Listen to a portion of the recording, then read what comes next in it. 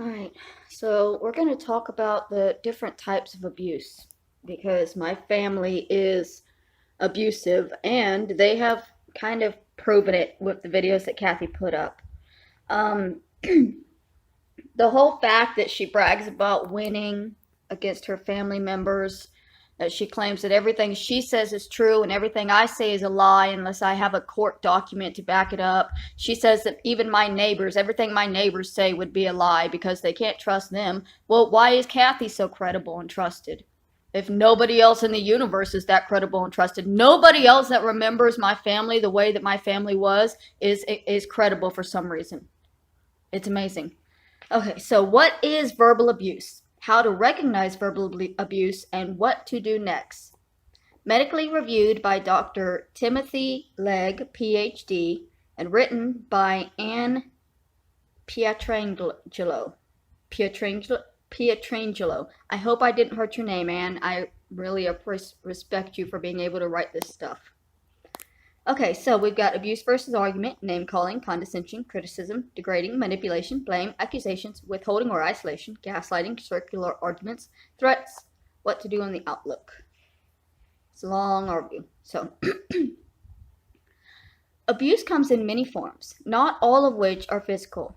When someone repeatedly uses words to demean, frighten, or control someone, it's considered a verbal abuse. You're likely to hear about verbal abuse in the context of romantic relationship or a parent-child relationship, but it can also occur in the family relationship, socially, or in the job. Verbal and emotional abuse takes its toll. It can sometimes escalate into physical abuse. If you're being verbally abused, know that it's not your fault. Continue reading to learn more, including how to recognize it and what you can do next. What's the difference between verbal abuse and a normal argument? We all get into arguments from time to time. Hold on, let me turn my. That's going to cause my stuff to freeze up. That's how I turned off. Okay, we all get into arguments from time to time.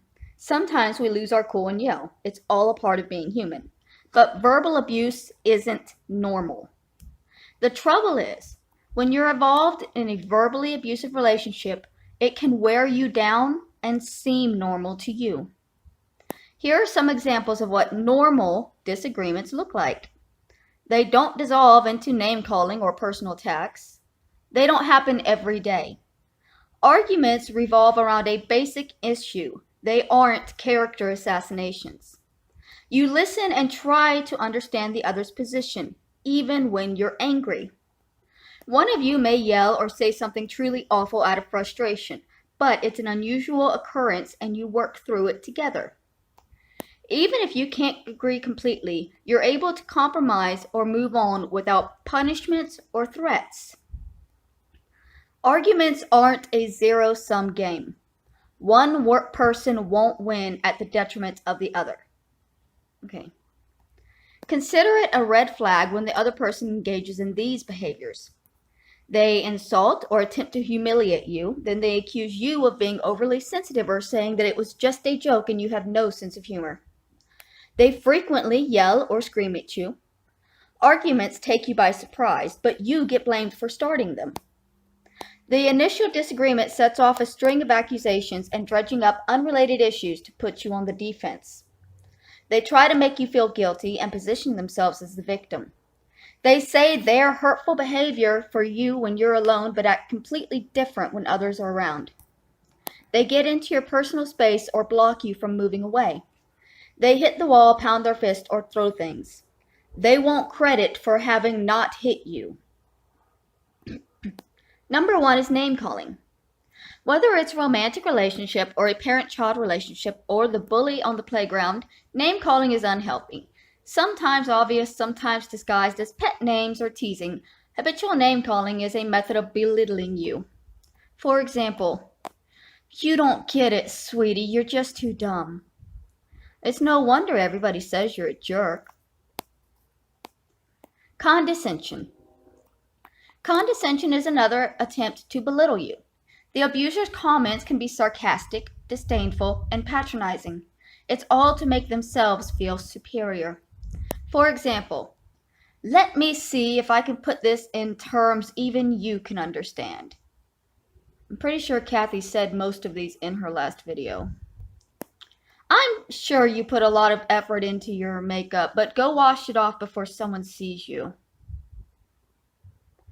Criticism. There's nothing wrong with constructive criticism, but in a verbally abusive relationship, it's particularly harsh and persistent in an attempt to chip away at your self-esteem. For example, you're always upset about something, always playing the victim. That's why nobody likes you. You screwed up. Can't you do anything right? Degradation. Abusers want you to feel bad about yourself. They employ humiliation and shame to degrade you and eat away at your confidence. For example, before I came along, you were nothing. Without me, you'll be nothing again. I mean, look at yourself. Who would want you? Manipulation. Manipulation is an attempt to make you do something without making it a direct order. Make no mistake about it, it's meant to control you and keep you off balance.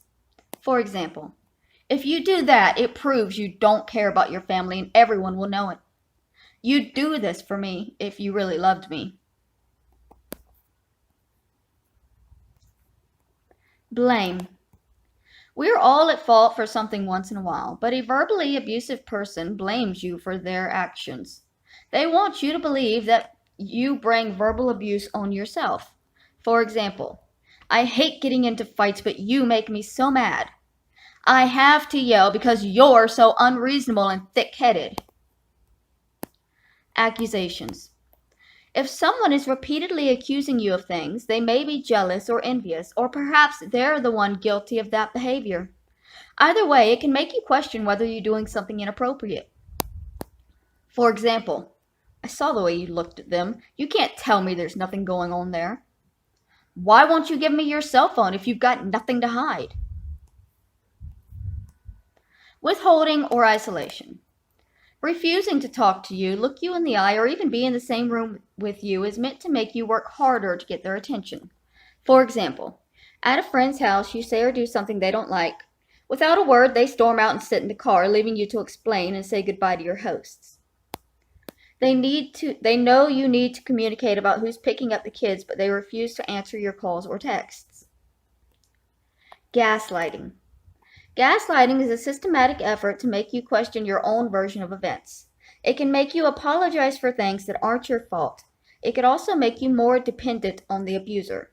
For example, you recall an event, agreement, or argument, and the abuser denies that it happened at all. They may tell you it's all in your head, you dreamed it, or are making it up. In my case, my neighbors and teachers are also making it up. You tell other people that you're forgetful or have emotional problems to solidify the illusion. Circular arguments. It isn't unusual for two people to disagree or argue about the same thing more than once until they find common ground. But abusers will reignite that old argument again and again just to push your buttons, never intending to meet in the middle. For example, your job requires you to put in overtime without notice. Every time it happens, the argument about your tardiness starts anew. You've made it clear that you're not ready for kids, but your partner brings it up every month. Threats. Outright threats can mean that verbal abuse will escalate. They're meant to frighten you into compliance. For example, when you come home tonight, you might find a for sale sign on the lawn and I might be gone with the kids. If you do that, no one would blame me for how I'd react. I've been learning to buff blood out of wood, so if you come over to my house and happen to kill my niece, I can cover it up. That sound right to y'all? Y'all remember that conversation? What to do? If you think you're experiencing verbal abuse, trust your instincts. Keep in mind there's a chance it will eventually escalate. Now that you recognize it, you have to decide how you're going to do something about it. Reasoning with an abuser is tempting but unlikely to work. Remember, you're not responsible for someone else's behavior. But you can set boundaries. Start refusing to engage in unreasonable arguments. Let them know you'll no longer respond or overlook verbal abuse. Limit your exposure to the abuser as much as possible. If you travel in the same social circle, you might have to make some difficult decisions. If you can't avoid the person altogether, try to keep it down to situations where there are other people around. Then, when you're ready, cut all ties if you can.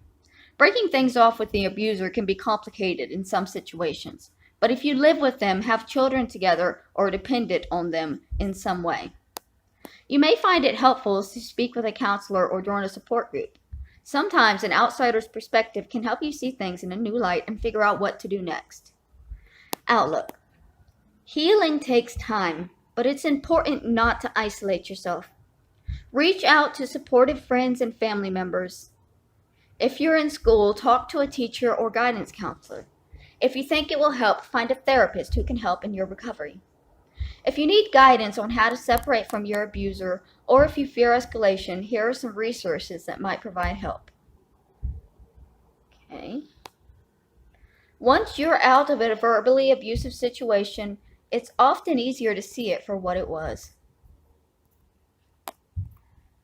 I defy you to go and watch any of my aunt's videos and not find almost every one of these bullet points in it.